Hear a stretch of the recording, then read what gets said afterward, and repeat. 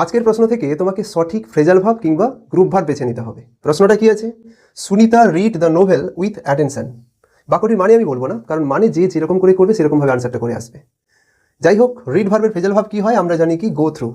অনেকে দেখার সাথে সাথে এই ফার্স্ট অপশন গো থ্রু করে আসবে, রিড প্রেজেন্ট ফর্মে দেখে নিয়েছি করে দেবে, কিন্তু না, রিডের তিনটি ফর্ম রিড রিড রিড হলেও বাক্যটি যেটা দেখতে পাচ্ছ এটা প্রেজেন্ট টেন্সে নেই, বাক্যটি পাস্ট ইনডিফিনিট টেন্সে আছে। তোমরা নিশ্চয়ই জানো প্রেজেন্ট ইনডিফিনিট টেন্সে সাবজেক্টের পরে ভার্বের প্রথম রূপ হলেও তার পাশাপাশি আরও একটি কথা জানো যে প্রেজেন্ট ইনডিফিনিট টেন্সে সাবজেক্ট যদি থার্ড পারসন সিঙ্গুলার নাম্বার হয় তাহলে ভার্বের সাথে কি যোগ হয়? এস বা ইএস। তোমরা দেখতেই পাচ্ছ সুনিতা, এই সাবজেক্টটি থার্ড পারসন সিঙ্গুলার, তাহলে ভার্বের সাথে কি যোগ হওয়ার কথা ছিল? এস বা ইএস। নেই, কারণ একটাই, বাক্যটি পাস্ট ইনডিফিনিট টেন্সে আছে।